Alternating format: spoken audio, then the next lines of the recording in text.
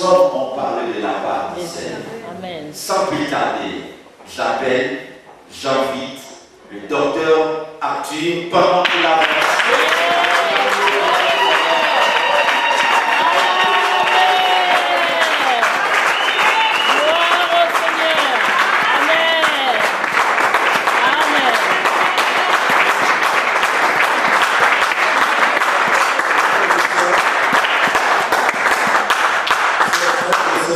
Bonsoir.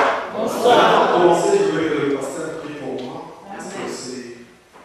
Je ne sais pas, je ressens une charge et dans mon cœur me dit que le pasteur prie pour moi parce que je ne vais pas vous enseigner aujourd'hui et que demain, moi-même, je sois tombé.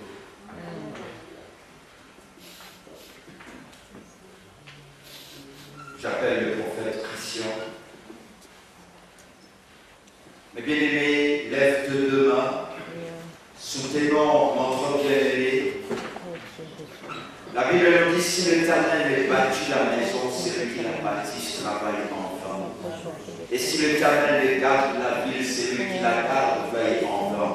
Que le Seigneur soit le bâtisseur. C'est lui, Seigneur, notre Dieu. Prie le Seigneur. Qui a accepté au Père Seigneur, entre tes de sortes. parler de ta part, Monsieur. Je le recommande entre tes saintes mains. Père éternel, qu'il soit ta bouche. L'instrument que tu t'es choisi aujourd'hui, Père éternel, pour que, Père éternel, tu te serves.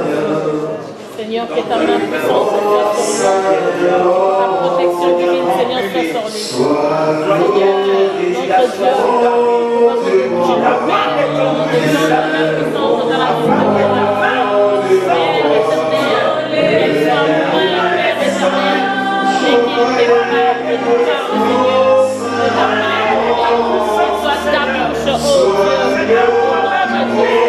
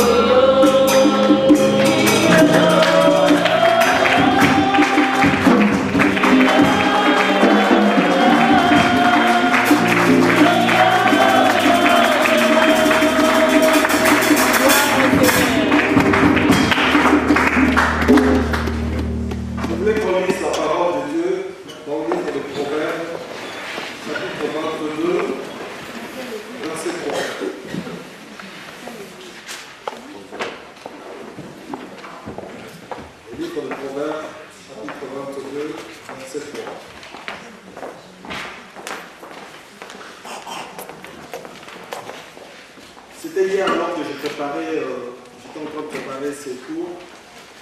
Je regardais sur internet pour lire la parole de Dieu, parce qu'il y a des sites où on met la lecture de la Bible tous les jours. Et j'ai trouvé cette parole qui m'a beaucoup interpellé. J'ai dit, waouh, c'est ce que je dirais un peu pour Dieu. La parole dit, l'homme prudent voit les mal et se cache. Amen. Mais les saints avancent et sont punis.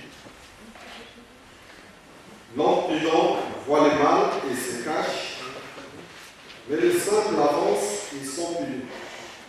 J'aimerais que Dieu fasse de nous des hommes prudents ce soir, après avoir écouté ces messages, et que devant le mal, nous nous cachions. Amen. Merci. Amen.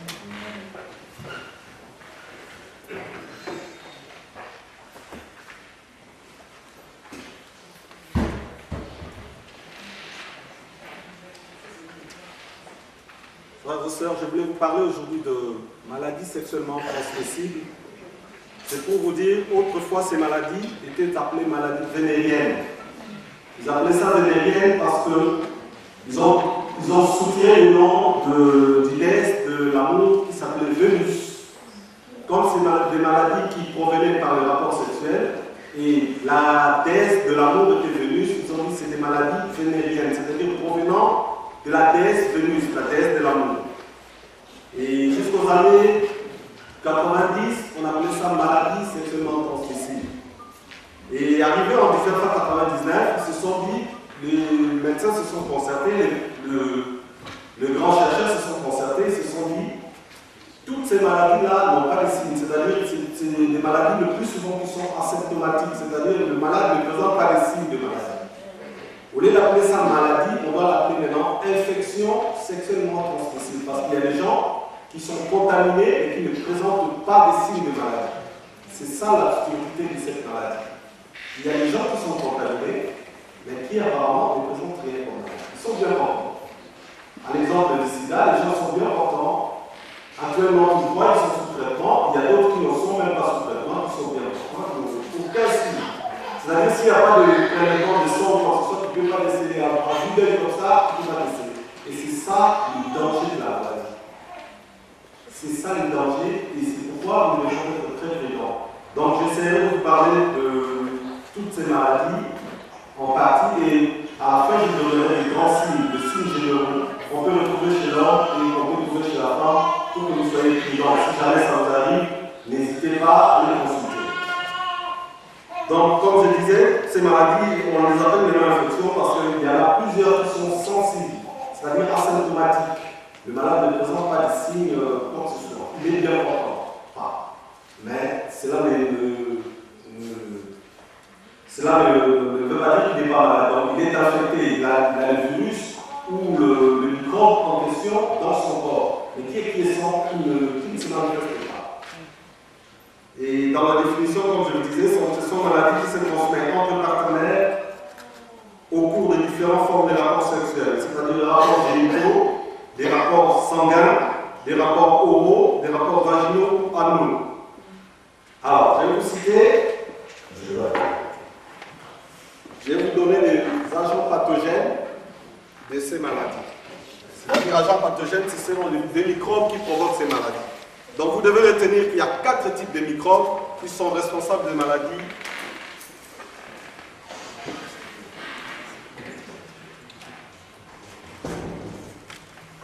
Il existe 4 agents pathogènes qui sont responsables de ces maladies.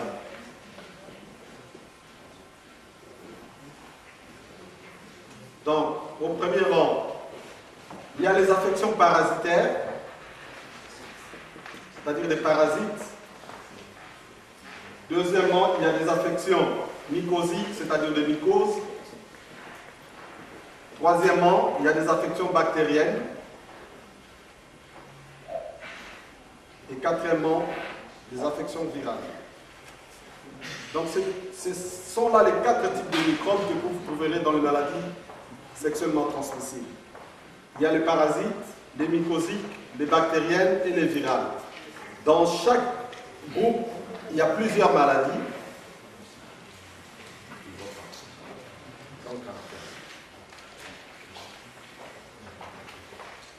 Donc, il y a des affections parasitaires.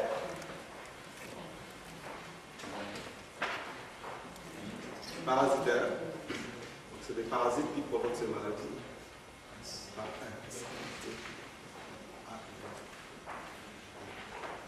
Voilà. Deuxièmement, c'est les mycosiques, c'est des mycoses.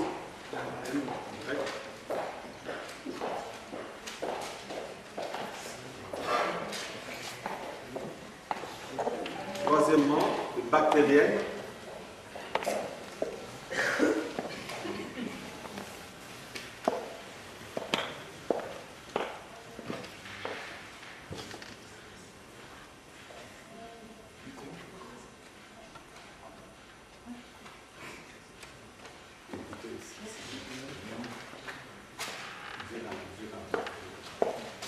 Virale.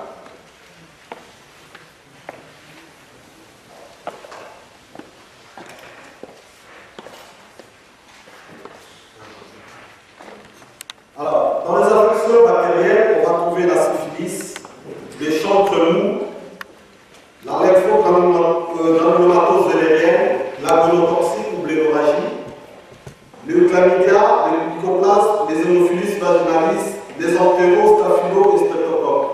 Je ne vais pas tout citer comme maladie, mais je prendrai le plus courant pour que vous soyez. C'est qu'on reçoit beaucoup à l'hôpital, les maladies les plus courantes. Dans les infections mycosiques, on a les candidats albicans. Dans les infections parasitaires, on trouve beaucoup plus le morpion, c'est-à-dire la phtériose pulmonaire et les trichomonas. Et ainsi aussi la gale, on retrouve soit beaucoup à l'hôpital. Les infections virales. Dans les infections virales, nous avons les herpès, les condylomes ou crêpes d'époque. Nous avons le cytomégalovirus et nous avons les hépatites virales et enfin les sida. Alors, je voudrais vous donner, mes frères, le signe clinique généraux des EMT. C'est-à-dire, dans les signes cliniques, c'est des signes qu'on va retrouver dans plusieurs des maladies. Sauf exception, je vais vous dire, il y a le sida, où on n'a pas de signes génitaux. Il n'y a pas de signes au niveau du sexe. Il n'y a pas de signes. L'hépatite B, pareil. C'est-à-dire, c'est des maladies qui sont très dangereuses parce que si le malade ne présente aucun signe, s'il n'y a pas de dépistage, il ne le saura jamais. Et il peut être dangereux parce qu'il continue à transmettre, il continue à être contagieux et transmettre sa pathologie aux autres malades. Alors, je vais commencer par vous donner les signes généraux. Pour les hommes et les femmes, le MST c'est manifesté par le signe général. Alors, on va commencer dans les D-sexes d'abord. Dans le D-sexe, il peut y avoir apparition de ganglions. Vous connaissez les ganglions? Oui. C'est-à-dire au niveau des articulations, si vous avez de gonflements qui se font, c'est un signe qu'il y a quelque chose qui ne va pas. Là, je vous dis, après avoir eu des rapports sexuels suspects. Donc l'apparition de ganglions inguinaux, au niveau des plis de l'aine, sur la cuisse, sous les épaules, les éruptions cutanées,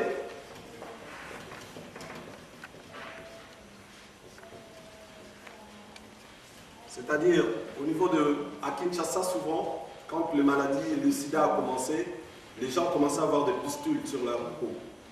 Tu vois quelqu'un qui te dit, oh, une pustule, disons, des petits abcès, et ça tachetait la peau. Ces éruptions-là doivent faire attention, parce qu'il y a beaucoup de maladies qui peuvent se manifester par des éruptions. Mais pour les maladies sexuellement transmises, c'est un signe, donc dans le D-sexe.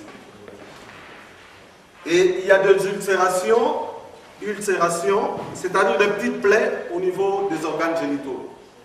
Ça, c'est aussi un signe qui doit vous alerter. Quand vous avez des ulcérations au niveau de parties génitales, c'est un signe d'alerte. Il faut se dire que ce n'est pas normal. Ça ne peut pas arriver comme ça en allant aux toilettes, simplement. Il peut y avoir aussi des excroissances, comme on dit, le condylome. C'est-à-dire, c'est comme une nouvelle peau qui croît. Et cette nouvelle peau-là, c'est en forme de chou-fleur. Il est comme ça. C'est des petites peaux qui n'est pas, c'est pas douloureux parce qu'il y a, dans l'herpès, vous verrez, il y a une différence. Dans l'herpès, ces boutons-là sont douloureux. Dès que tu touches, tu as mal. Mais le condylome ne présente pas, c'est pas douloureux. C'est comme des excroissances sur le sexe, soit de l'homme, soit de la femme. On peut avoir aussi des arthrites, c'est-à-dire comme la malaria, tu as des douleurs aux articulations, ça commence comme ça. Mais c'est des signes qui ne durent pas. C'est ça qui est dangereux. C'est des signes qu'on peut avoir 1 ou 2 semaines et mettre dans les comptes de fièvre, dans le compte de l'angine, dans le compte de la grippe, et ça disparaît. Et on peut aussi avoir des signes anaux et rectaux, c'est-à-dire on a des hémorroïdes, on a mal à l'anus. Tous ces signes-là doivent vous alerter. Alors maintenant, on va chez la femme. Chez la femme, les signes généraux sont souvent les pertes vaginales importantes et les pertes qui sont malodorantes. Parce que généralement, physiologiquement, la femme peut avoir de pertes blanches. Ces pertes blanches qui sont physiologiques ne sont pas malodorantes. Elles ne sont pas abondantes non plus. Quand vous commencez à voir de sécrétions vaginales abondantes, malodorantes, en forme de lait caillé, vous savez quand le lait est caillé, et quand il y a l'odeur, il faut consulter. C'est qu'il y a quelque chose qui ne va pas. Mais sinon, le perte vaginale chez la femme, c'est physiologique. Parce que dans l'organisme de la femme, il y a une région, je vous décrirai ça tout à l'heure, il y a des bacilles qu'on appelle des bacilles d'Oderlin. C'est des bacilles qui vont transformer le sucre pour transformer le pH du vagin en acide. Cette propriété-là fait que le microbe, vous pouvez avoir des microbes, mais ils seront tués par l'organisme. Parce que l'organisme a mis un milieu pH acide qui tue tous les microbes qui sont là. Mais au moment où ces bacilles-là, des Doderlein, qui sont normalement, on appelle ça des bactéries commensales, c'est-à-dire ils vivent avec vous, ils vous aident en contrepartie à combattre d'autres microbes. Si ces bacilles-là n'existent plus, parce que vous utilisez beaucoup de spermicides, vous utilisez beaucoup de produits externes, c'est là que vous allez voir que votre flore va changer. C'est-à-dire que vous aurez beaucoup de pertes blanches qui seront malodorantes et ça c'est un signe d'infection. C'est un signe qu'il y a une infection quelque part. Parce que physiologiquement, vous ne devez pas la voir. Et quand vous commencez à voir ça, dites-vous, il faut que je consulte. On peut avoir aussi des démangeaisons au niveau de la vulve, des brûlures quand vous allez uriner.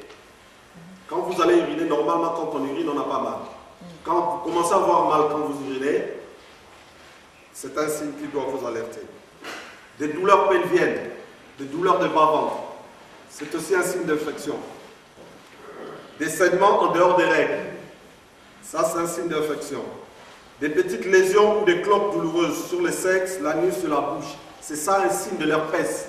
L'herpès, ça provoque des cloques au niveau de la bouche, au niveau de l'appareil génital, et ces cloques-là sont douloureuses.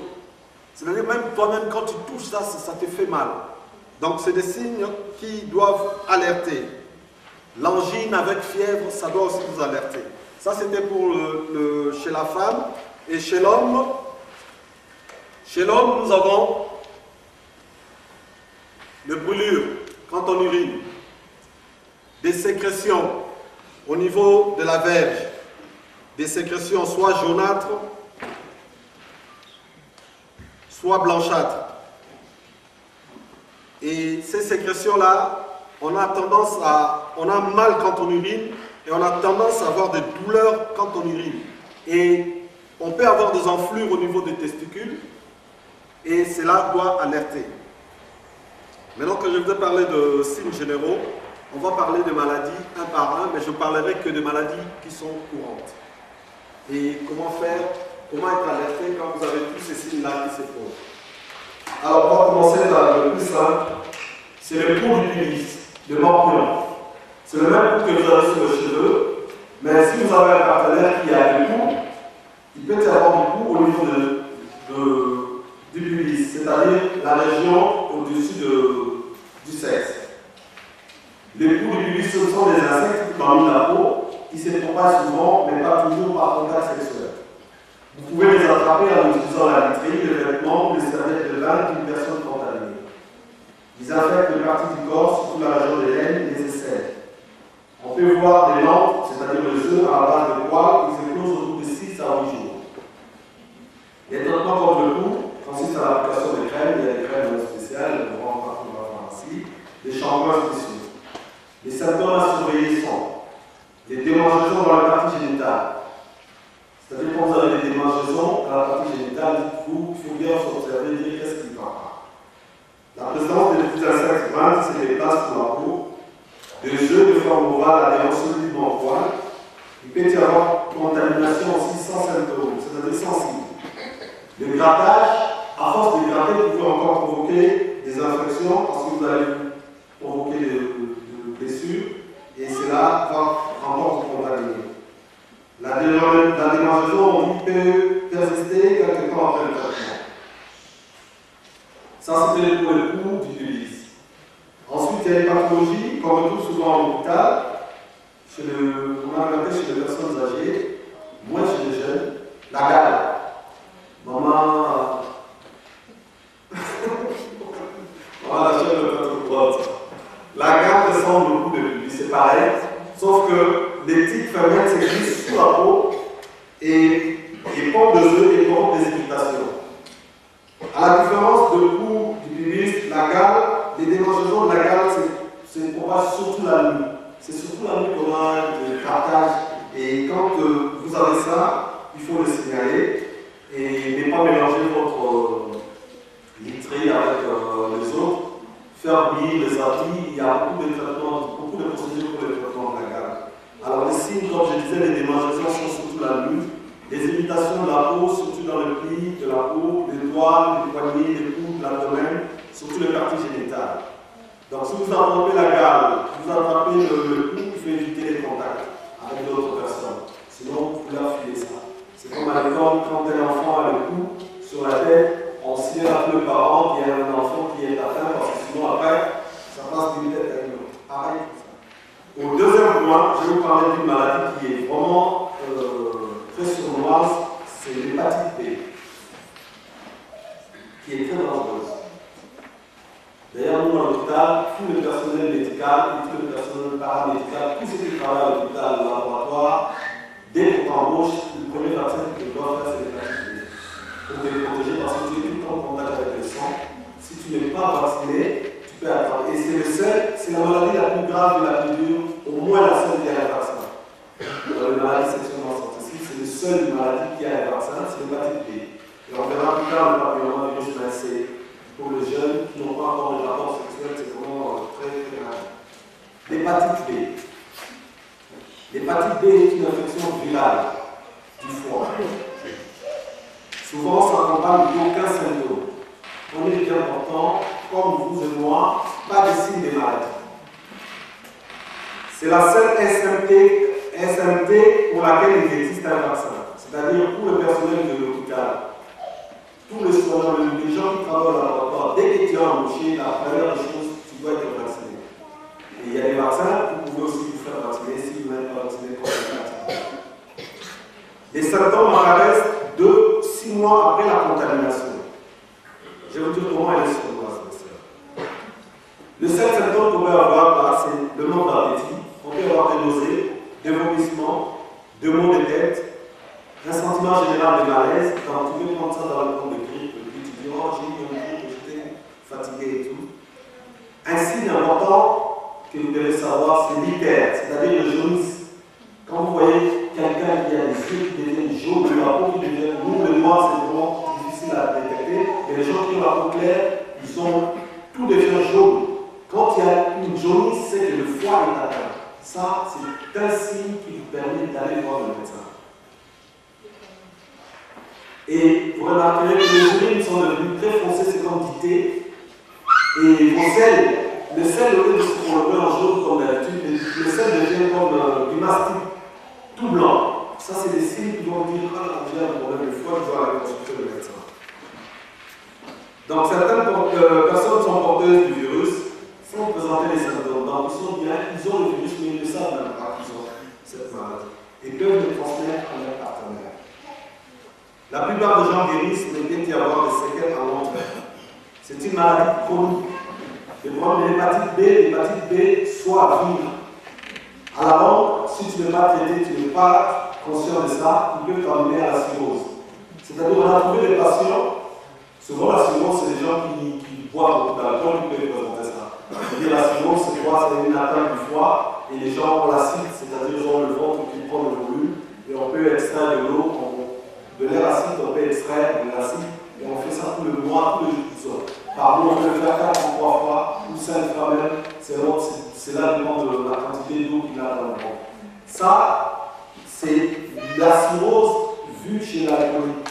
Mais il y a des cirrhoses qui sont vues chez des gens qui n'ont jamais vu. C'est-à-dire que c'est des gens qui sont infectés d'hépatite B sans le savoir. Alors, la chronicité de cette maladie nous amène à la cirrhose et ensuite quelque chose qui est très grave, c'est le CHC. C'est les cancers du foie. Ça, le frère de Cesse, ça ne me pardonne pas. Une fois, j'ai eu une soeur à Kinshasa, j'avais la peine de voyager. Il y avait une soeur qui était à côté de moi à Kaouka. Elle m'appelle et me dit: oh, docteur Arthur, on a un problème. Elle m'a donné le nom de sa soeur. Elle m'a dit: tu sais, ma soeur, elle est en train de cirrhose de foie. On ne sait pas si elle a dit: oui. Elle fait des cirrhoses, mais on lui a dit qu'elle a un cancer du foie. La famille s'est rassemblée ici pour qu'on cherche de l'argent, pour savoir si on peut la faire voyager. J'étais catégorique, ma soeur. C'est je vous dis ça va faire mal, mais je dois vous dire, avec les cancers du foie, vous pouvez l'amener aux États-Unis, en Chine, partout où vous voulez, et elle ne voit pas. Et 2 semaines après, on m'a appelé pour dire que la sœur était morte. Donc c'est vraiment une maladie sournoise, parce que tu n'as aucun signe. Tu es bien portant aujourd'hui. 10 ans, 5 ans après, on apprend que la sœur est à l'hôpital. On apprend que tu as le cancer ou la cirrhose. Et toi-même, tu te dis: où je vais avoir ça, je ne crois pas, je ne fais pas ça. Mais tu as appris la maladie. C'est pourquoi je demanderais: il faut avoir ce courage d'aller se faire dépister. Il y a des centres de dépistage anonymes et gratuits, c'est-à-dire que ton nom est découvert, tu viens, tu donnes ton nom, on cache ton nom, on te donne juste un numéro. Et les jours où tu vas récupérer ton résultat, ils te disent: bon, sur ça, tu es bien. L'hépatite B, c'est encore un avantage pour nous parce qu'il y a un vaccin pour l'hépatite B. Donc, tout le monde peut se faire vacciner. Alors que vous verrez, pour les autres maladies, pour les autres MST, il n'y a même pas de vaccin. C'est le seul qui a les vaccins. Mais pour le savoir, il faut se faire dépister. C'est-à-dire, quand tu vas à l'hôpital, on te prend du sang, on va voir si tu développes des anticorps contre cette maladie. Si tu n'as pas des anticorps contre cette maladie, on te vaccine. Mais si tu développes déjà des anticorps contre cette maladie, on se dit: bon, tu es peut-être déjà infecté, on va commencer à te traiter. C'est-à-dire que tu perds rien. Pour le couple marié, vous ne perdez rien, vous allez, monsieur, madame, vous cherchez un sang, il y a des adresses là, sur le prospectus, vous cherchez un sang, vous faites dépister, le mieux, parce qu'il ne faut pas qu'on fasse la politique de l'Autriche, c'est-à-dire, non, je ne vais pas savoir, non. Si tu ne veux pas savoir, lui te fera savoir ça quelque temps après, et ça sera encore plus grave. Donc, je pense que dans la salle, il n'y a pas des gens qui partagent les seringues et les aiguilles hypodermiques. Ça, c'est pour le toxicomane. Les instruments servant à percer, les oreilles, les tatouages, les instruments épilés. Les brosses à dents à la maison. Faites gaffe, les brosses à dents, les rasoirs. Je disais à mon l'autre fois, j'ai dit: mon a l'habitude de prendre les rasoirs, ne prends pas les rasoirs. Je lui ai fait savoir les rasoirs lesquels je me gratte moi, c'est mes rasoirs. Parce que si je suis malade et si je garde ma maladie moi-même, je veux vous raconter l'histoire pour vous faire voir comment on peut se contaminer à la maison. Nous avons un ami à notre grand frère, c'était notre grand frère, un homme bien placé, qui était ici en Europe, il était directeur général d'une grande société. Il venait en Europe, il vivait ici, et des fois il rentrait, il venait faire des audits, il habitait dans la maison, dans une grande maison et tout. Mais une fois il était atteint. Et dans la salle de bain, il a été débordé, dans la salle de bain, il avait un petit-fils. Un jour il s'est rasé, il est parti au travail, l'enfant est revenu, il voulait faire son papa, il prend le rasoir du père, il se rase, il s'est déchiré. Quelques temps après, le père s'est fait dépister, il a trouvé qu'il était atteint. Et puis quelques temps après, le fils commence à avoir le même symptôme que le père. On fait les tests, on dit que l'enfant est atteint. On commence à comprendre pourquoi l'enfant est atteint. Et il s'est fait que l'enfant était suivi par un ami à moi qui qui était avocat à Kinshasa, et ils se sont retrouvés ici en Europe. Un jour, on parlait, il dit, mais oui, tu sais, j'ai reçu son fils, j'étais à dernier membre de pédiatrie. Le fils était devenu, comment le fils s'est affecté? Il a pris les rasoirs du père, il a vu ses racines comme le père ses races, il s'est blessé et du coup il était contaminé. C'est-à-dire à la maison, vous devez faire attention. Parce que c'est quelque chose là, les brosses à dents, les rasoirs. Il ne faut pas se dire c'est pour mon frère ou c'est pour ma soeur. Non. Il faut que chacun puisse garder sa brosse à dents. Parce que tous ces examens, la contagion ne peut pas être sexuelle par le sang de l'activité. C'est-à-dire par le sang, j'ai les brosses les dents, j'ai les gencives qui soignent, je laisse la brosse, tu viens, tu récupères, tu as la maladie. Donc il faudrait vraiment, les frères et sœurs, que nous soyons prudents. Il y a le condylo, qu'on appelle le verrou génital. C'est des excroissances au niveau de la partie génitale et tout autour. Elles ressemblent à des verrues ordinaires, puisqu'elles sont causées par des verrues semblables. Les verrues apparaissent 2 semaines à 8 mois, après les rapports suspects. Elles sont charnues et ressemblent à un chou-fleur, comme je vous ai dit, mais elles ne manifestent pas, il n'y a pas de douleur. Il n'y a pas de douleur pour les verrues et les condylos. Là aussi, les condylos, une fois négligés, ça ramène vers le cancer. La chronicité de cette maladie, ça ramène toujours vers le cancer. Alors, il y a des traitements, quand vous avez ça, vous voyez qu'il y a des excroissances sur votre partie génitale. Il y a des traitements locaux, on peut cautériser, c'est-à-dire couper ça avec le bistouri électrique et faire sécher, et on vous donne des médicaments par la bouche et vous allez guérir. Certaines personnes peuvent infecter et ils ne présentent aucun signe extérieur, c'est-à-dire qu'ils ont le virus. Comme je vous ai dit, c'est ce qui est bizarre pour ces maladies-là. Il n'y a pas de signes. Il n'y a pas de signes qui peuvent vous alerter des fois. Des fois, si vous avez la chance, vous pouvez avoir des signes généraux. Mais des fois, il n'y a pas de ces signes-là. Mais vous êtes infecté. Alors, je vais vous parler après de vaginite, c'est-à-dire l'inflammation du vagin. Les vaginites, c'est une inflammation du vagin parfois causée par des microbes transmis au cours d'une relation sexuelle. Les symptômes varient selon le source de l'infection. Les pertes vaginales, comme je disais tout à l'heure, anormales, abondantes, les démangeaisons, les douleurs, le rougeur ou l'enflure à la partie extérieure du vagin, une douleur durant le rapport sexuel. Mes chers sœurs, quand vous avez le rapport sexuel et que vous avez mal à chaque fois que vous avez le rapport sexuel, c'est ainsi, il faut aller consulter. Parlez de ça à votre mari et allez consulter. Les causes possibles, c'est-à-dire les causes qui peuvent provoquer ces vaginites, sont les infections aux levures ou aux champignons, les trichomonas, comme j'ai dit, la bactérie vaginalis, et il y a d'autres microbes. Bon, je veux vous expliquer comment.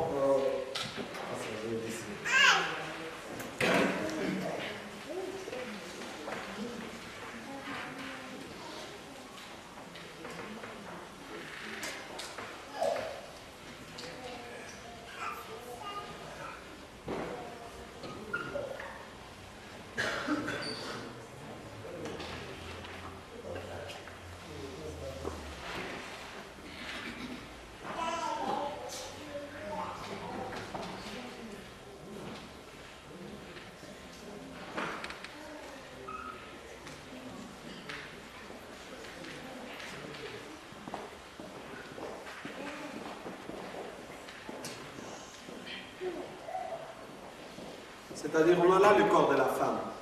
Dans le corps de la femme, il y a le vagin qui est là.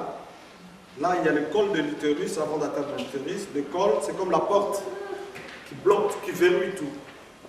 Normalement, physiologiquement, comme Dieu a fait la femme, cette partie-là, c'est la partie qui est, on va dire, non stérile. Donc, dans cette partie-là,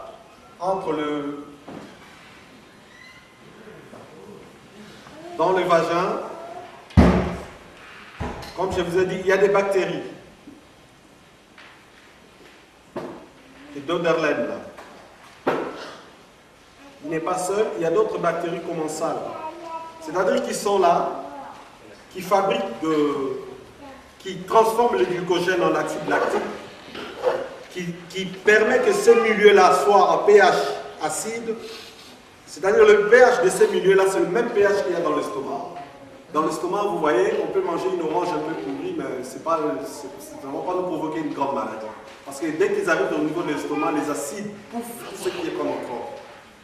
Par contre, quand on est infecté, par exemple, je parle de vaginite, quand on est infecté et que on ne se fait pas traiter, les microbes, qu'est-ce qu'ils font? Ils migrent.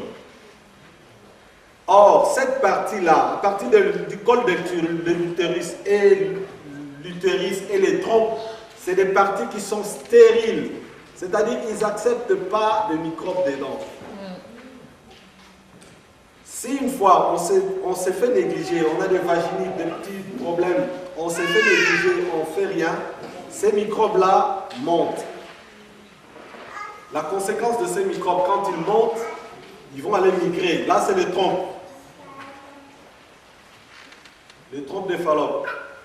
Et là, c'est les ovaires. Et ces ovaires, comme tous les cycles, les sœurs, vous avez des menstruations. Les ovules sortent des ovaires, ils viennent ici. Ils vont aller migrer. S'ils ne rencontrent pas les spermatozoïdes, ils arrivent là. La partie de l'utérus, la membrane se desquame. C'est un cycle. Tout le mois, vous avez ça, vous avez vos règles. Imagine, vous avez une infection que vous avez négligée. Quelles sont les conséquences de l'infection? Parce que ça n'arrive pas chez l'homme, c'est plutôt chez la femme. Ces infections, quand ils migrent, ils viennent ici. Ils peuvent stationner ici, ou là, ou partout. Ici, quand ils sont sur les trompes, ils commencent toujours par des simples trucs, ils font des inflammations. Vous les ressentez par des douleurs de bas-ventre. J'ai mal au bas-ventre. On appelle ça, les infections de trompes, on appelle ça les salpingites. C'est-à-dire vous avez des salpingites. Les salpingites non traités, qu'est-ce qu'ils font? Ils bloquent les trompes. J'ai une idée, disons, je me suis dit, comment je vais expliquer au moment comment le trompe se bouche. Vous savez quand vous faites la pâte pour faire le beignet, la pâte quand elle est faite, elle est encore fragile. C'est-à-dire si je mets tout de suite quand je fais de la pâte, je peux me laver les mains facilement. C'est ça que fait l'inflammation. L'inflammation, c'est comme les liquides, c'est comme la pâte, la fibrine.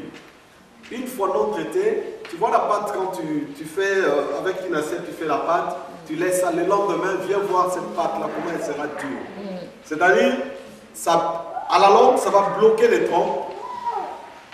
Et quand ça bloque les trompes, vos ovules ne peuvent plus passer.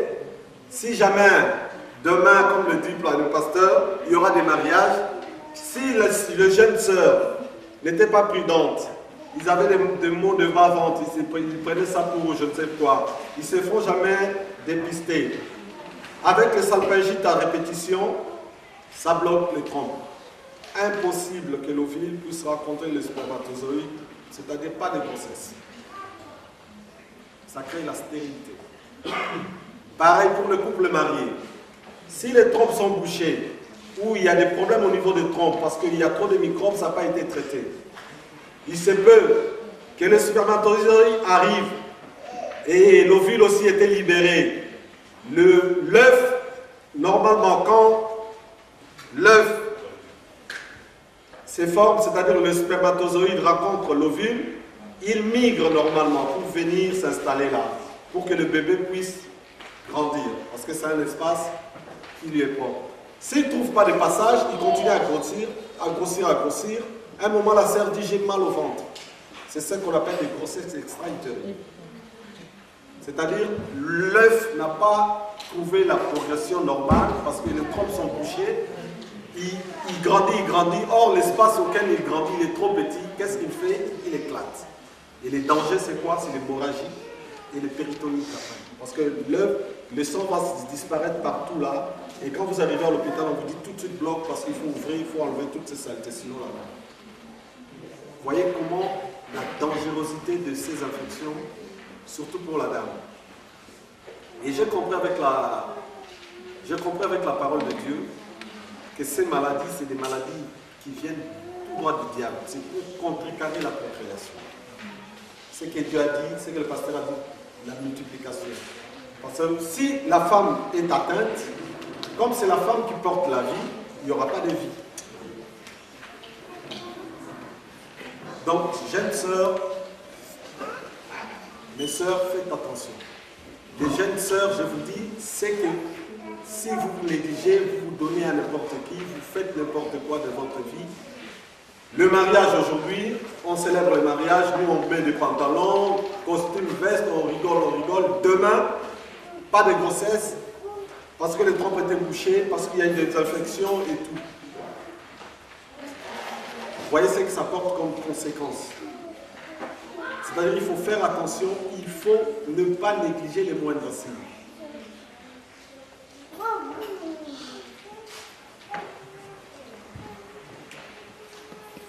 Bon, je vais parler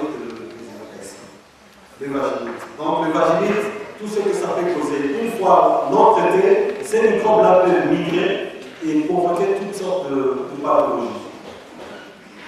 Je vais parler aussi de l'herpès génital. L'herpès génital, c'est aussi un MST provoqué par des plaies douloureuses sur le partie génital et autour de celle-ci. On appelle ça les feux sauvages et les boutons de fièvre au niveau de la bouche. Ils sont causés par le virus de la même famille. Il n'existe pas de remède contre l'herpès génital et les plaies réapparaissent de temps à autre. Il faut éviter la rapport sexuelle jusqu'à la disparition. Une démangeaison ou un picotement de la partie génitale peut se dérouler quelques jours ou une semaine après la relation sexuelle concomitante. De petits embouts apparaissent dès après, éclatent et transforment en plaie douloureuse qui persiste de 2 à 4 semaines. De maux télévisuels peuvent accompagner la première crise. Chez les femmes, le plaie se retrouve généralement à l'intérieur et à l'extérieur du vagin, comme je dis, près de l'anus et sur le cuisse. Les hommes peuvent aussi avoir dans la bouche et après une relation orale. L'herpès n'est pas un problème dangereux pour la plupart des gens, mais il est très dangereux pour l'enfant, surtout les femmes mariées ou les enfants qui sont à naître. Un enfant qui naît d'une mère qui a un herpès, lors de l'accouchement, il attrape l'herpès. L'herpès, chez l'enfant, ne sera pas génital simplement. L'herpès peut se greffer sur le cerveau de l'enfant et fait face que l'enfant ne puisse pas bien se développer. On a des problèmes de méningite, un herpès, et cette méningite-là n'est pas transparente. C'est la méningite qu'on trouve souvent chez les gens qui sont en train de HIV, qui sont en stade de sida. C'est des herpès herpétiques qui ne pardonnent pas. De toute façon, on a remarqué, les malades qui étaient en train de herpès herpétique ne pouvaient pas dépasser une semaine. Quand on détectait la maladie, et on comptait tout le temps le jour, et puis au 6e jour, en tout cas, le plus dur de la vie, au 6e jour. Le 7e jour, c'était des gens morts. Donc, c'est-à-dire qu'il faut que nous fassions attention. Alors, si vous avez un bouton au niveau de la bouche, au niveau de la partie génitale qui fait mal, il ne faut surtout pas toucher, disons, mélanger votre linge avec les autres. Il faut tout de suite aller consulter, voir un médecin et garder la partie infectée propre et sèche. Donc, ne pas s'égratter pour ne pas répondre encore la pathologie. Il y a une autre infection, les infections à chlamydier. Les infections à chlamydier sont l'une des MST le plus courant et le plus grave. Non traité, comme je dis, qui se propage tout le corps et qui cause la stérilité et chez l'homme et chez la femme. Ici, je ne vais parler que de la femme. Mais chez l'homme, ces infections-là non traitées, ils vont aller atteindre l'épididyme. C'est-à-dire l'homme est comme ça.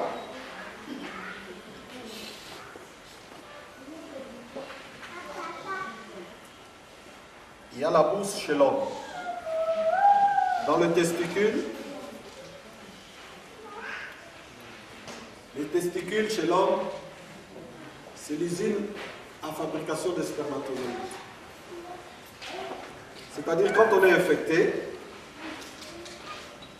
on n'est pas traité, comme je disais, ces microbes-là migrent. ils vont rester là. Ils vont infecter les testicules. C'est pourquoi l'homme, après des rapports sexuels contaminants, on aura des enflures où la bourse augmente de volume, ou des enflures, des douleurs au niveau de la bourse. Si on n'est pas traité, la fabrication des spermatozoïdes devient faussée. C'est-à-dire que tu peux avoir des spermatozoïdes qui n'ont pas la bonne mobilité. C'est pourquoi quand le malade vient, quand un couple stérile vient à l'hôpital, on demande à l'homme des spermogrammes pour voir si les spermatozoïdes qu'il donne sont viables. Parce qu'il y a des spermatozoïdes qui sont contaminés, qui ne sont plus viables. C'est-à-dire qu'ils n'ont plus la mobilité qu'ils devaient avoir. Ou qu'ils ne peuvent pas, ils n'ont plus la force d'aller féconder l'ovule à cause de la maladie.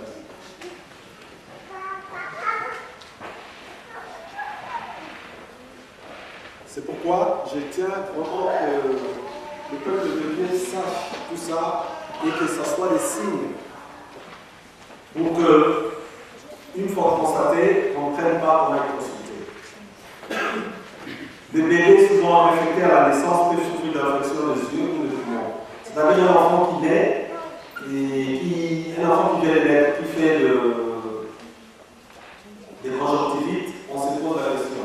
On va traiter l'enfant, on va demander aux parents aussi d'être vus. Parce qu'un enfant qui naît ne peut pas nécessairement faire de conjonctivite. C'est-à-dire quand il passe au niveau de partie génitale de la mère, quand elle est infectée, l'enfant prend tout. Et il les prend au niveau des yeux. Et il les manifeste en faisant des conjonctivites. Donc un enfant qui fait des conjonctivites, nous, ça nous interpelle. On s'est dit, non, il faut voir le pas. Chez la femme, les symptômes peuvent connaître de perte vaginale, comme je disais, inhabituelle, différente, sensation de brûlure au niveau de quand on va uriner, douleur abdominale, souvent accompagné de fièvre, douleur durant l'acte sexuel, tout ça c'est des signes. Chez l'homme, les chlamydiés se manifestent par un écoulement à queue ou blanchâtre provenant du pénis, des mangeaisons à l'intérieur du pénis. On a l'impression qu'il faut faire un truc pour gratter, et une sensation de brûlure fonctionnelle, douleur ou enflure, comme je disais, aux testicules. Les chlamydiens peuvent aussi se propager au niveau de la nuque pour provoquer des douleurs, et des écoulements de cerveau. Souvent, les femmes ne présentent aucun symptôme, sauf des douleurs chroniques au niveau de la ventre, la propagation au niveau des trompes et de l'utérus peut nécessiter une hospitalisation et, comme je disais, peut causer la stérilité. Les développements de fœtus au niveau de trompe de Fallot avec les grossesses ectopiques, c'est-à-dire les grossesses extra-utérines, qui peut aller au risque de l'hémorragie et au c'est vraiment très dangereux. Après, on parlera de la gonorrhée, c'est-à-dire c'est la biologie ou communément appelée chaude-pisse. Cette maladie peut entraîner aussi des graves problèmes de santé, surtout chez la femme et avec les yeux de bébé à la naissance. Les symptômes apparaissent normalement 3 à 5 jours après la relation sexuelle, mais il peut ne pas avoir de signes. C'est-à-dire chez la femme, on a des pertes vaginales inhabituelles, sensation de douleur à l'érection, douleur à l'abdomen, douleur durant la traction, comme je disais, écoulement épais, crémeux, comme la crème, jaune, verdâtre, provenant du pénis, chez l'homme. Douleur à flux au testicule. La gonorrhée se transmet dans le rapport sexuel par voie orale, anal et buccale. Elle se soigne par contre, la gonorrhée. J'ai une histoire qui va vous faire rire, mais c'est mon histoire, c'est mon histoire. Quand j'ai fini mes études, j'ai travaillé à l'hôpital de Kanakana. Ceux qui connaissent Kinshasa, j'étais jeune, disons, jeune médecin et tout. Alors je me suis beaucoup malade qui avait cette pathologie. C'était tous les lignes qui étaient là sur le territoire, comme les commerçants du territoire. Ils avaient, quand ils venaient, ils posaient des problèmes. J'avais un médicament, et le médicament coûtait très cher. C'est-à-dire c'est pourquoi je disais, c'était un signe pour moi de quitter ce pays. Parce que quand le malade venait me voir, je devais regarder comment il est habillé, parce que le médicament, je devais calculer, celui-là, si je lui donne ça, il ne va pas acheter. Celui-là, il va acheter, et ça a commencé à me torturer la tête. C'était une des raisons que j'ai quitté les pays. J'ai dit, c'est pas normal, on va faire cette médecine-là, en train de les gens, c'est-à-dire et ça me faisait mal au cœur. Mais il y avait un produit, il y en a aussi ici des antibiotiques, le Dolonsin, à une piqûre, et ces produits-là marchaient bien. Le problème, c'est que ces gens-là, tu les traitais seuls. Or, de toutes les pathologies que je vous ai citées, les traitements ne peuvent pas se faire tout seuls. C'est-à-dire que quand je contacte la maladie et que j'ai un partenaire sexuel, je suis marié, je dois aviser ma femme. On doit aller avec ma femme à l'hôpital. On doit avoir le même traitement pour que cela soit éradiqué. Je vous explique.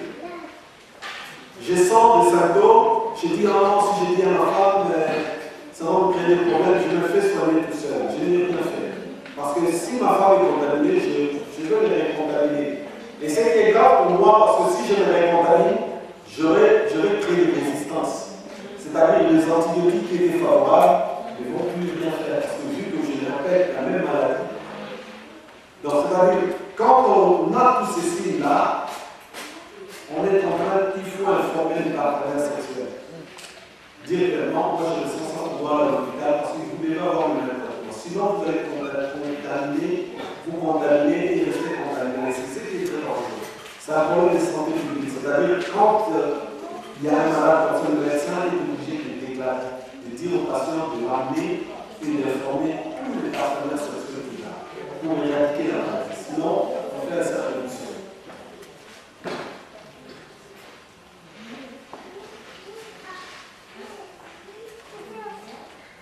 Alors, on va aussi parler d'une maladie qui, autrefois, on en avait vu parce que c'était une maladie qui était éradiquée. Mais on a constaté, qu'est-ce qu'on a constaté avec l'arrivée de la trithérapie? Les gens qui ont le sida, c'est portent mieux. Au départ, le sida avait fait peur aux gens. Il y a eu changement de mentalité et de comportement. À l'hôpital, partout, les gens commençaient à se tenir bien, se dire que non, il ne faut pas avoir plusieurs partenaires, c'est risquer d'avoir des maladies. Maintenant que les gens sont au courant, ils savent que le sida, tout le monde se porte bien, les besoins de thérapie, les mentalités ont changé, les comportements se sont transformés. Et ce qui fait que toutes ces maladies-là qu'on a oubliées, par exemple la syphilis, sont revenues. Parce que quelqu'un qui a le sida, c'est comme si une maison, il n'y a personne, la porte est ouverte. Donc tout le monde peut rentrer, prendre ce qu'il veut et sortir. C'est-à-dire que quelqu'un qui a le sida a un organisme qui est sans défense. Parce que le sida va aller se greffer sur nos cellules qui nous permettent d'avoir une immunité, c'est-à-dire nos cellules qui nous donnent la force de lutter contre les infections. Il va s'imprégner sur ces cellules-là, les affaiblir, et maintenant toutes les maladies qui sont normalement passables, ces gens-là les atteignent. Et quand tu as les MST, les autres maladies qu'on a citées, ça multiplie tes chances, disons, pas les chances, ça multiplie tes chances d'avoir le sida à 10 fois plus. C'est-à-dire quelqu'un qui a le gonorrhée, quelqu'un qui a le vagin, les infections chlamydia, le herpès, tous ces dons qu'on vient de citer, peut passer facilement au stade sida parce qu'il a tout ça. C'est pourquoi vous devez faire attention aux frères et sœurs. Attention surtout aux jeunes sœurs dans le comportement. Il faut faire attention parce que la vie peut basculer dans l'instant. Les problèmes de virus du sida, par exemple, les gens ne savent pas qui est trithérapie ou pas trithérapie. Le virus n'est jamais éradiqué. Tu mourras avec lui dans ton corps. Si tu diriges le traitement, il se réanime. C'est-à-dire que c'est un virus, comme je dis, c'est un virus, comme on le dit souvent au boulot, c'est un virus qui est sans. C'est-à-dire que tu es infecté aujourd'hui. Les anticorps n'apparaissent pas 3 mois après. C'est-à-dire avant 3 mois, quelqu'un qui est infecté aujourd'hui, si nous n'attendons pas 3 mois, on n'a pas d'anticorps. Le virus, dès qu'il attaque le corps, il commence la réplication virale. Donc il se multiplie dans le corps, il se multiplie. Après le corps va prendre mémoire pour fabriquer des anticorps. Les anticorps qui à la longue vont s'affaiblir parce que le virus va les bouffer.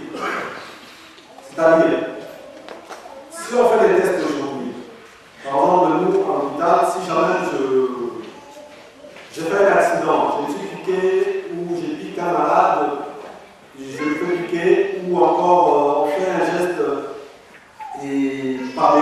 j'ai des sangs malades sur moi, qu'est-ce qu'on fait tout de suite? On doit savoir la sérologie du malade. C'est-à-dire savoir quelle est l'identité virale du malade. On fait la sérologie du malade, on fait la sérologie. Si au départ le malade n'est pas infecté, on va lui faire une autre sérologie 3 mois après. C'est-à-dire 3 mois après, je peux développer des anticorps contre les virus. C'est pourquoi, frères et sœurs, je demande vraiment que vous fassiez, après cette réunion, que les semaines qui viennent, ne perdez pas votre temps à faire la politique de l'Autriche.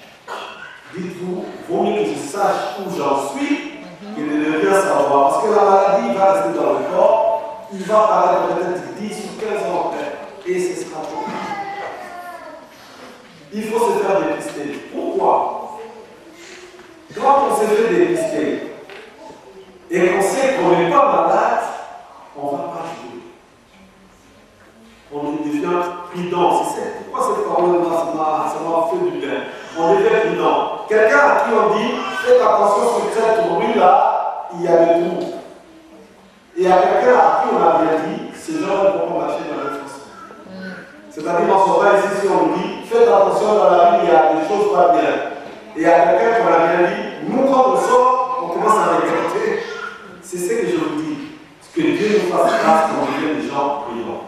C'est-à-dire quand on va se faire dépister, si on se trouve avec une maladie et qu'on commence le traitement plus tôt, mieux c'est que de retrouver ça plus tard avec des dégâts déjà dans le corps. Par exemple, l'hépatite B, il faut faire attention. Pour l'hépatite B, si tu n'es pas vacciné, il faut aller faire le dépistage, c'est faire vacciner contre l'hépatite B. Parce que tu ne sais jamais, les enfants vont à l'école. Tu peux avoir quelqu'un qui est blessé, tu le touches avec les mains. Si tu n'es pas vacciné, tu peux l'avoir comme ça. Sans pour autant avoir des rapports sexuels. Ce n'est pas que par des rapports sexuels. Donc vous devez comprendre ça dans ce sens. Et là, je vais finir par avec la maladie, je vous donnerai une prévention, comment se tenir, les mesures préventives pour éviter tout ça. Les infections à VIH. La base pour comprendre cette infection, le virus du VIH, c'est un rétrovirus.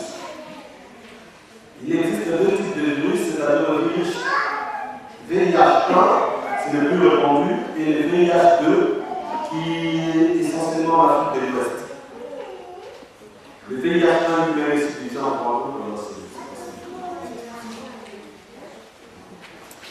L'épidémiologie, c'est-à-dire qu'il y a 34 millions de personnes qui sont infectées par le VIH dans le monde, donc 69% en Afrique subsaharienne. Donc là, nous, la plupart de nous venons. C'est-à-dire dans le monde, il y a 34 millions, 69% se retrouvent chez nous, en Afrique, au sud du Sahara, et les 31%, c'est partout dans le monde. C'est-à-dire en Afrique, c'est vraiment le foyer de cette maladie. Le nombre de personnes infectées par le VIH en France est estimé à 150 000. On estime que près de 30 000 personnes ignorent l'infection par le VIH. C'est-à-dire que les gens sont infectés et ils s'ignorent parce qu'ils ne veulent pas faire le dépistage. C'est pourquoi j'ai dit qu'il ne faut pas faire la politique de l'autre. Il faut savoir où j'en suis et quand tu sais où tu en es, c'est là que tu vas te comporter, tu vas changer de comportement. Je vais vous raconter une histoire. Une fois, c'était en 2008. Je suis parti à Kinshasa. On est arrivé à Kinshasa, on est arrivé en fait, il y avait le mariage de notre nièce. On a assisté au mariage, au retour, je suis venu. Et puis, je me disais, en Afrique, je me suis fait piquer par le moustique là-bas, je ne sais pas, je ne sais pas de dépistage. J'allais au centre de dépistage, j'avais peur. Quand elle me disait, je dis, oh, je fais une village. Ah, l'Afrique, qu'est-ce que tu as fait? J'ai dit, non, je n'ai rien fait en fait. Je viens de l'Afrique, je vais faire un test. Mais qu'est-ce que tu as fait? Je dis, j'étais avec la famille. Imaginez même pas des trucs bizarres. Ils m'ont fait des tests. Disons, quand tu vas dans un centre de dépistage, on prend ton nom, mais le nom est barré. Vous savez, ils ne te reconnaissent pas, ils te reconnaissent comme un numéro. C'est pourquoi on parle de centre de dépistage anonyme. Tu avais une personne qui connaît le nom de quelqu'un. Quand tu viens, tu donnes ton dossier, on regarde le numéro. Et puis après, parce que quand on veut vous annoncer les sérologies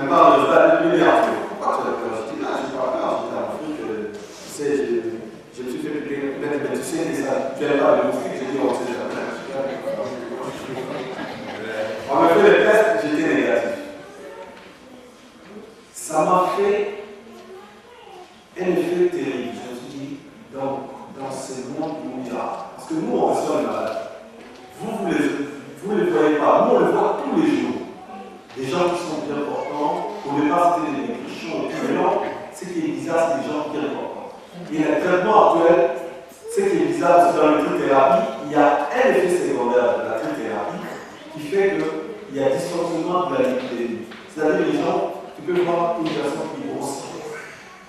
C'est un effet secondaire de la trithérapie. Ah, nous avons dit, ah, cette dame-là.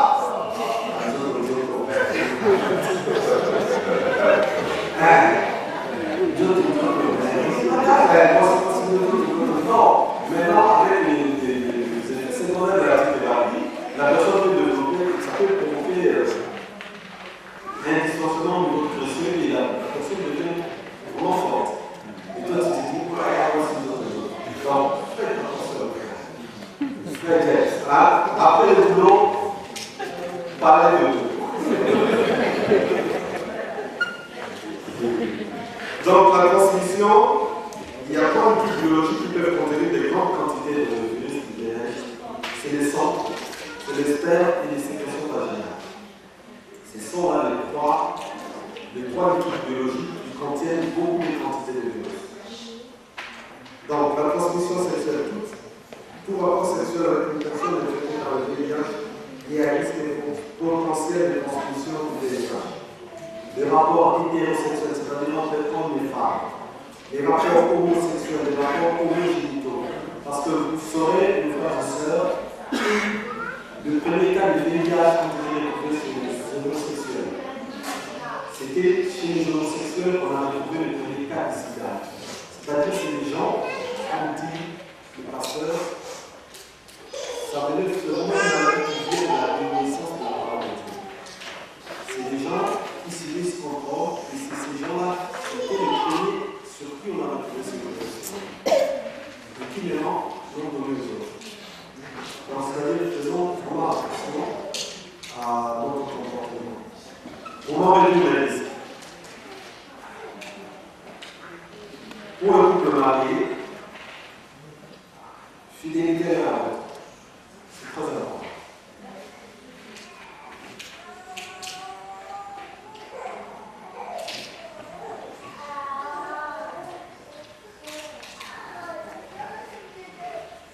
Je voulais dire quelque chose ici, surtout pour nos jeunes sœurs. Je ne pense pas que il faut venir là. Vous êtes trop loin.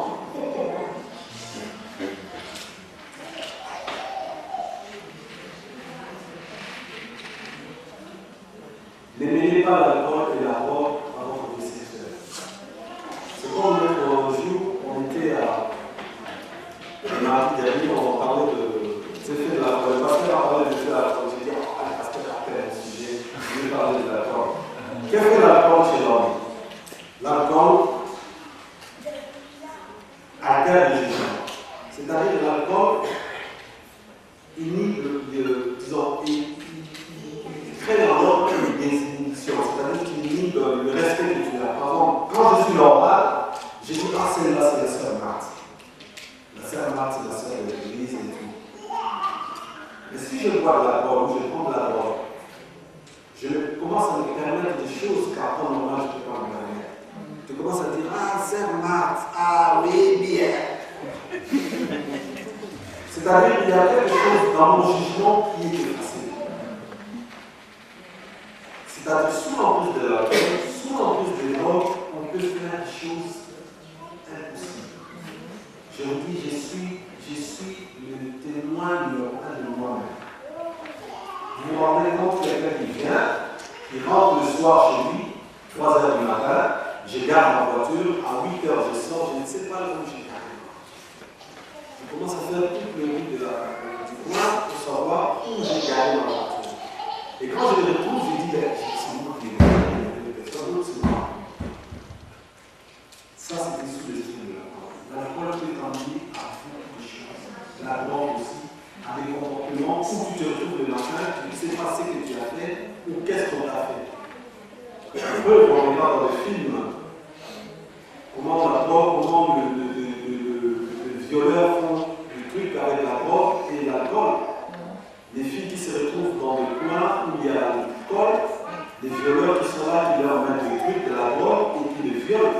Si cette personne-là est infectée du VIH, tu as la maladie. Tu as la maladie. Pourquoi? Parce que tu t'es retrouvé dans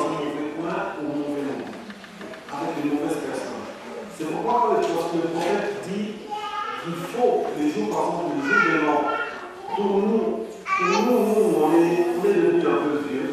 On s'est dit, je peux rester à la maison chez moi. Mais les gens dans cette suite-là, ce jour-là, ils trouvent que c'est une journée extraordinaire, une journée autre que les autres jours. Alors que c'est des jours qui se semblables. Ils veulent sortir, ils veulent dans leur boîte. En boîte, tu sais pas ce qui peut se passer. Avec des amis, ils peuvent te demander, non, prends un peu, c'est toujours ça, prends un peu. Tu prends un peu, celui qui est à droite ou à gauche, tu ne sais pas quelles sont les intentions, ils te mettent la broche dans ton verre, on te fait n'importe quoi. Et si tu tombes sur une mauvaise personne qui est infectée, tu deviens malade. Après, c'est des problèmes de famille, c'est des problèmes dans l'église, c'est des problèmes partout. Tout le monde sera atteint et tout le monde sera affecté. Donc, c'est-à-dire, vraiment, pour le couple marié, fidélité l'un à l'autre. Pour le jeune, abstinence sexuelle, c'est-à-dire pas des pratiques sexuelles avec des partenaires différents. Je voulais dire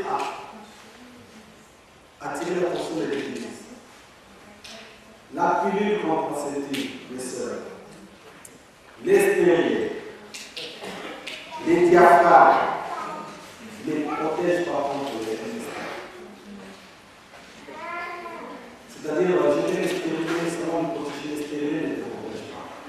Les spermicides, ça ne protège pas contre le VIH. Attention, il suffit d'une seule relation sexuelle non protégée avec une personne porteuse du virus VIH, vous êtes infecté.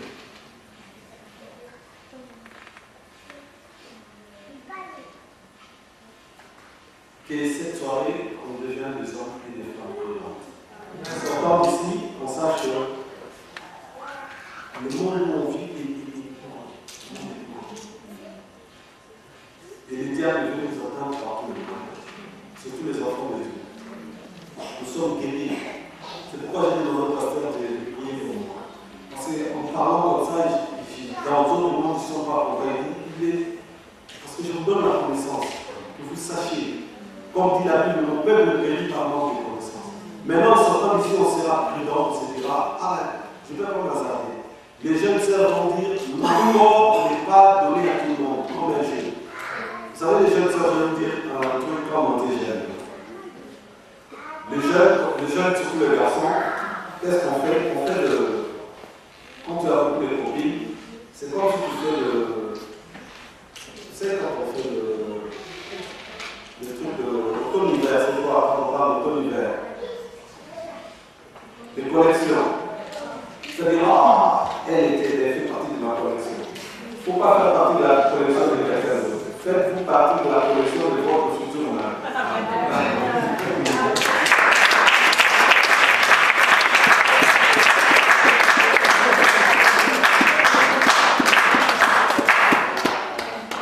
Je voulais parler vraiment de mesures préventives de MST et IST, c'est-à-dire maladie sexuellement transmissible ou infection sexuellement transmissible. Le rapport sexuel. Les rapports sexuels considérés comme risqués dans le DCS, que ce soit chez la femme ou chez l'homme.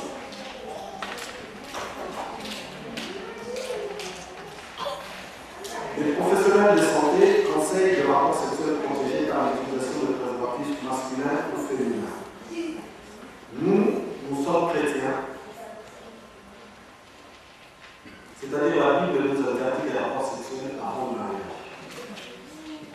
C'est-à-dire ceux qui ont, les gens qui sont habilités à avoir des rapports sexuels, c'est pour les couples mariés parce qu'ils ont été bénis par Dieu. À nos jours, je vous dis, mes frères et sœurs, les MST, on connaît cette importante convention parce qu'on prend tout par la légère ces maladies. Et souvent, les jeunes de 10 et 24 ans représentent 60% des cas de niveau infectés. Vous voyez, l'âge, ça n'appelle pas les vieux, ça appelle les jeunes de 10 à 24 ans. Et ils sont infectés par le virus du VIH dans le monde. Donc les jeunes doivent adapter le nom de comportement sain et responsable et éviter l'infection. Un jeune qui n'est pas marié, pour qu'il ait toute l'infection, il y a une chose, c'est l'abstinence. Attendre le mariage. Donc l'abstinence, comme je disais, l'abstinence, c'est se préserver jusqu'au mariage. Pour le couple marié, c'est la fidélité réciproque. Parce qu'on a connu beaucoup de dégâts, des hommes qui ont ramené la maladie dans la maison. Souvent, c'est rare de voir une femme adultère. C'est souvent les hommes. Les hommes, quand on peut ramener la maladie dans la maison, ils bousillent toute la famille. Donc, une fidélité réciproque quand la personne est contaminée et se marier, c'est vraiment ce qu'on prend. Et une autre hygiène corporelle également est indispensable. C'est-à-dire, c'est laver les oreilles génitaux tous les jours à l'eau et savon. Les femmes doivent éviter les bouches vaginales qui irritent les vagins, qui peuvent aller altérer l'acide de l'haleine et affaiblir ses défenses. L'eau et le savon suffisent pour l'hygiène intime. Les produits de toilette pour détergents peuvent éviter les problèmes de feu, affaiblir les défenses naturelles.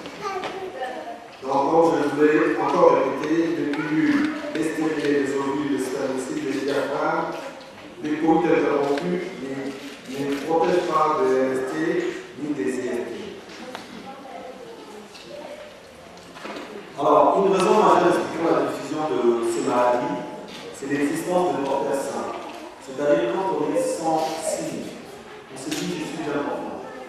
Alors qu'on a une maladie ou le virus en soi, mais qui est sommeillant, qui est sans. Parce que le virus d'ici là, il peut être infecté aujourd'hui et faire la maladie 15 ans.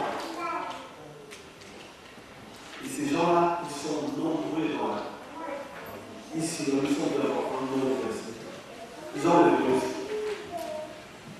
Alors, les jeunes sœurs, du moins, un jeune frère, vient, il fait de l'apéro, il a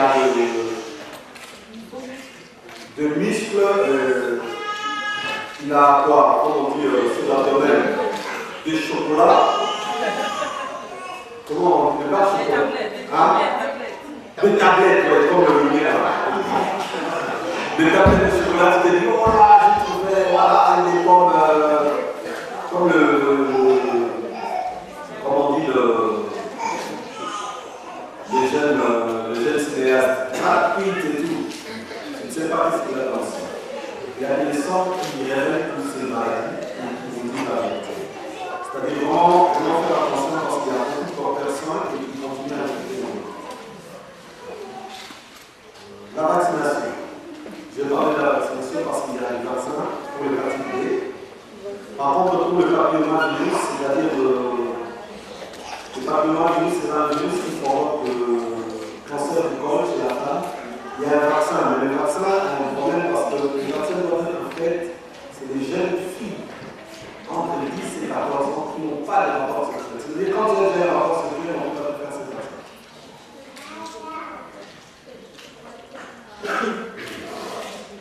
Alors, il est aussi important que les jeunes sachent faire face aux exigences passant des relations sociales, les relations entre les sexes, comment résoudre le problème de conflit et adapter les pratiques sûres.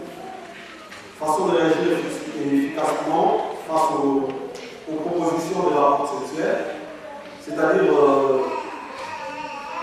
les jeunes hommes surtout les jeunes hommes qui vous disent qu'ils vous aiment, dans la tête du jeune homme, ne pensez pas qu'il pense à autre chose. La chose du jeune homme, c'est aller avec moi, avoir un rapport avec moi. Et le mariage, c'est pas ça. Un homme qui aime bien une femme, tous sont passés par là, quand on dit j'aime, c'est pas la première chose qui m'arrive en tête. La première chose qui m'arrive en tête, c'est d'avoir des relations sexuelles. Or, vous, les jeunes sœurs, c'est vous qui devez vous protéger. Parce que le garçon, s'il est réputé, ne se protège pas, c'est à vous de dire non. Les propositions qu'on peut vous prendre pour avoir des rapports sexuels. Donc, vous êtes concernés, il faut être vigilant. Et je vais ajouter aussi pour les personnes qui veulent se marier, il faudrait vraiment qu'ils fassent un dépistage. Il y a des centres, je vous donnerai de prospectus qui sont là, on va discuter ça. Il y a des centres des numéros de téléphone, il faut aller se faire dépister pour savoir où on en est. Et puis, si jamais il y a un souci, il y a des traitements. Tous les maladies dont on a cité, il y a des traitements. Donc, je dirais que vraiment, vous n'hésitez pas à aller consulter et faire des tests. Ça sera une bonne chose, une bénédiction pour l'Église. Parce que si nous sommes tous plus importants, l'Église est grandissante et l'Église sera bien. Merci les frères et sœurs.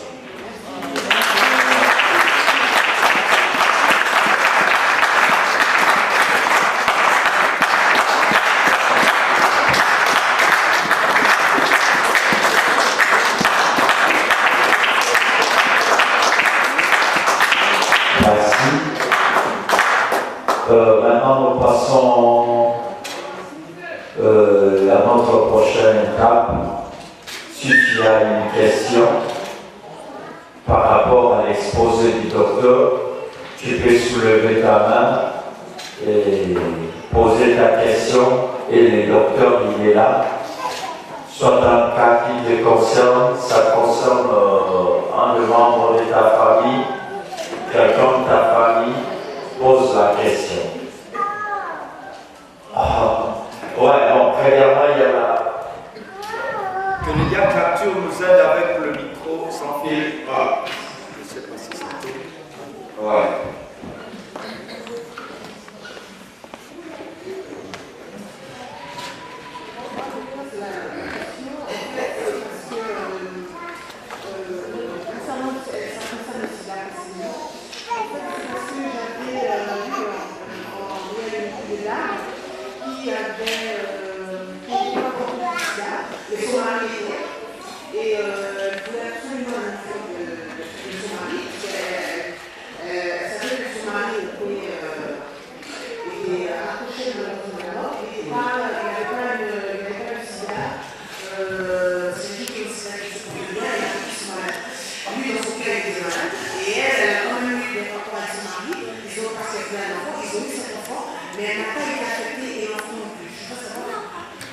Alors, dans le cas de grossesse, si une femme qui est grosse, il conseille de pas que le mari n'est pas plein et VIH, la dame va commencer un traitement au début de la grossesse.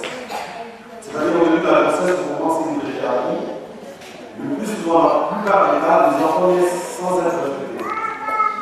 Alors, dans ces cas, la dame ne doit pas coucher par voie normale, par voie basse. Parce que le passage de l'enfant peut le affecter.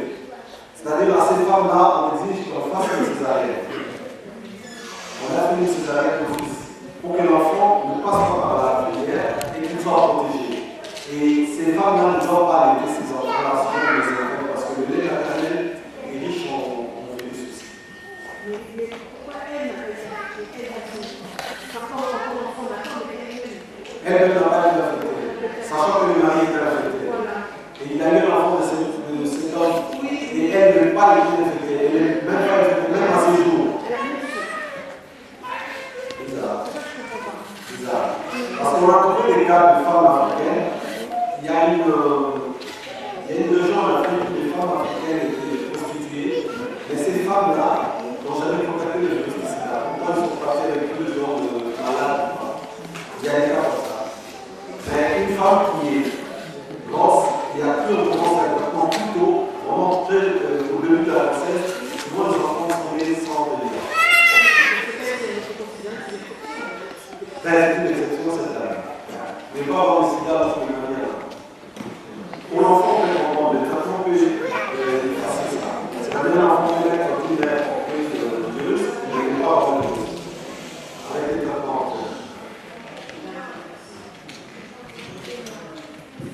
Ouais.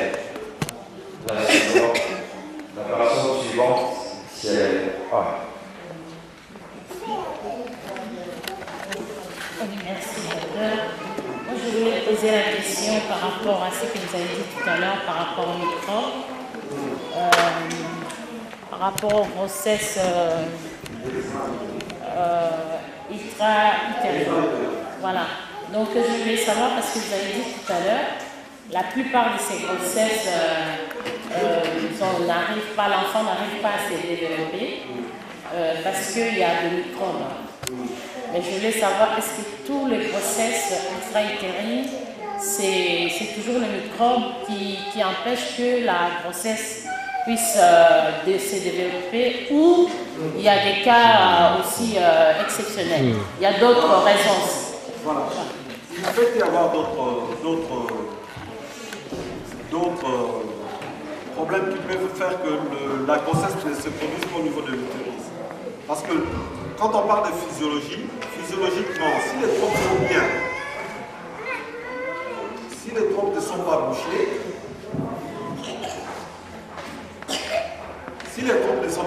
ils migrent. Supposons qu'il y a un problème, parce que le problème, c'est des problèmes soit infectieux qui bloquent le passage de l'œuf pour venir se développer dans l'utérus, ou encore il peut y avoir un problème mécanique, c'est-à-dire des femmes qui développent des fibromes. S'il y a un gros fibrome qui pousse et qui prend la place, qui bloque le passage, l'œuf ne peut pas migrer, il se développe là. À force de se développer, comme il n'y a pas de place, il s'éclate. Et les grossesses extra-utérines sont souvent diagnostiquées après une hémorragie. C'est-à-dire la femme a une douleur comme un petit point, et quand on va à l'hôpital après échographie, on voit que les cells sont enlevés. À part le microbe et les fibromes, est-ce qu'il y a d'autres raisons? À part le microbe et les fibromes, il y a d'autres raisons ou pas? Le problème, c'est quoi? Toutes les infections, toute cause qui peut aller renfermer cette lumière, parce que les ovaires et les trompes, c'est un filet, hein, c'est pas bon comme je le dessine là, c'est tout un petit filet. C'est-à-dire qu'il suffit d'un truc qui empêche le passage de l'ovule et de spermatozoïde quand ils forment l'œuf pour venir migrer ici, ça bloque. Alors il y a des cas qu'on a traités comment? Il y a souvent des femmes qui viennent pour stérilité. On leur demande un examen d'hystérosalpingographie. C'est-à-dire, avec un appareil, on pousse un produit pour savoir si tout est clair, pour savoir d'où vient la stérilité. Il y a des analyses qu'on fait, l'hystérosalpingographie. C'est-à-dire le produit laboratoire va venir visualiser comment sont les trompes et l'utérus. C'est-à-dire que une femme normale qui n'a pas de problème, quand on fait ces tests-là, vous allez voir sur le moment de c'est quand vous verrez, ah, il y a du blanc là, il y a du blanc ici, et il y a du blanc de l'autre côté. C'est-à-dire que quand une trompe est infectée, ou une trompe qui est bouchée, quand on fait cet examen, le produit arrive, il s'arrête. On s'est dit pourquoi le produit s'arrête là, et il ne vient pas ici. C'est-à-dire qu'il y a un obstacle. Et l'obstacle, c'est quoi? C'est-à-dire quand il y a une infection, les artères ou le vaisseau sont comme ça. Et quand il y a une infection, il s'épolare. C'est-à-dire qu'il s'épolare, la lumière, il n'y a rien qui ne peut passer. C'est pourquoi j'ai pris l'exemple de la pâte de c'est-à-dire, quand ça s'épolare, tu ne peux pas l'ouvrir. Pareil pour les gens qui font beaucoup des IVG. Quand on fait des IVG, c'est-à-dire on gratte ici. À la longue, l'effet l'utérus, c'est pour la de mettre tout avoir des grossesses, le fœtus ne peut pas grandir parce que c'est bloqué. On appelle ça symétrie. C'est-à-dire que ça forme des symétries, ça se bloque. Il faut libérer. Et c'est ça, souvent chez la femme, avec des infections des AMST, c'est ça qui cause la stérilité. C'est-à-dire que ces infections-là vont aller bouffer les trompes se bouchent. Et il n'y a plus de passage de l'ovule vers l'utérus. Même s'ils se rencontrent avec les spermatozoïdes, ils ne peuvent pas migrer. Ils sont bloqués et ils se développent là où ils vont se développer. Et vu qu'il n'y a pas assez de place, il éclate. Et quand il éclate, il y a du sang partout et on appelle ça la péritonite. La dame a pris dans le ventre et puis elle doit l'ouvrir. D'accord, merci. Ah ouais.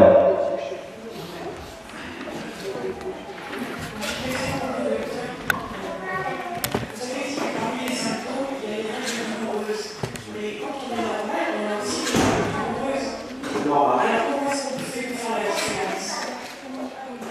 La différence entre les règles douloureuses. Et les règles normales, parce que vous avez... Les règles peuvent être douloureuses. Je le vois souvent chez les dames qui viennent qui ont des règles douloureuses. Mais si les règles douloureuses s'accompagnent d'autres signes que je vous ai dit, de perte blanche, c'est souvent les pertes blanches qui sont aussi annonciateurs. Parce que les règles douloureuses, vous l'avez si. C'est par cycle que vous l'avez. C'est-à-dire, si vous avez vos règles, vous avez des douleurs. Une fois les règles finies, les douleurs s'en vont. Si jamais les douleurs continuent après les règles, vous avez toujours mal, c'est là qu'il faut. Parce que normalement, on peut avoir des douleurs lors de vos règles. C'est normal. Merci.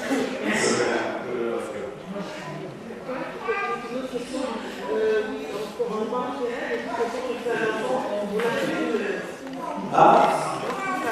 Pour une femme qui a des douleurs, on dit que lorsqu'on fait un enfant, on n'a plus de douleur. C'est dû à quoi? Quoi? Lorsqu'on n'a plus de douleur quand on fait un enfant, on n'a plus de douleur de règle. Alors qu'avant la grossesse, on avait beaucoup de douleur. On avait très forte douleur. C'est dû à quoi? Je crois que c'est ma soeur, ça c'est physiologique. C'est-à-dire quand vous avez un enfant, après vous avez plus de règles douloureuses. Après l'accouchement. Voilà, après l'accouchement. Merci. Après l'accouchement, les dames n'ont plus de douleur. Mais je pense que c'est un problème physiologique. C'est un problème physiologique, le fait que les déformations, c'est-à-dire vous avez connu quelque chose de plus lors des contractions. C'est-à-dire que vous avez connu plus dur que ce que vous connaissez avant. C'est-à-dire quand vous avez vos règles, il y a le membrane là. La membrane de l'utérus c'est desquame. C'est-à-dire que vous faites une perte de cette membrane, vu qu'il n'y a pas, tout était prêt pour accueillir un œuf, vu qu'il n'y a pas d'œuf, il se desquame. Et vous l'avez comme des règles après. Donc c'est-à-dire qu'il y a une contraction qui s'est faite, un spasme qui s'est fait au niveau de l'utérus pour éliminer cette règle. Par contre, quand vous accouchez, la contraction que vous aurez, vous ne ressentirez plus ça.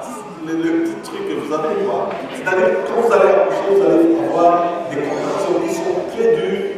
Et par rapport à ce que vous aviez quand vous avez des règles, c'est un rien du tout. C'est pourquoi vous le ressentez plus que vous. C'est que vous avez augmenté votre niveau parce que le douleur, vous le ressentez sur le niveau cérébral. C'est-à-dire que vous avez augmenté votre seuil de la douleur et ces petites douleurs, vous le ressentez.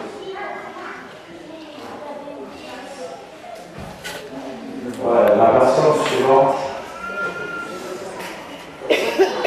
Ouais, je vais voir la sœur. La sœur Chantal. Ouais, les papas. Merci déjà, Dr. Arthur, pour tout ce que vous nous avez apporté ce soir. Et moi, je voudrais poser une question concernant l'hépatite B parce que on a eu une tante qui est décédée parce qu'au départ, en fait, à la naissance, elle avait l'hépatite B et en grandissant, quand elle est venue à l'Europe, elle n'avait pas de suivi. Et une fois, elle est tombée malade et puis elle était hospitalisée. Donc c'est là qu'ils ont découvert que ça s'était transformé en cirrhose des foie. Donc elle est restée un mois à l'hôpital et elle est décédée. Et je voudrais poser une question pour quelqu'un qui a été aussi diagnostiqué les examens qu'on fait pendant la suivi pour la grossesse, qu'elle avait des anticorps qui l'a protégée pour l'hépatite B. Et cette personne, qu'est-ce qu'elle doit suivre comme mesure pour pouvoir se protéger, bien qu'elle est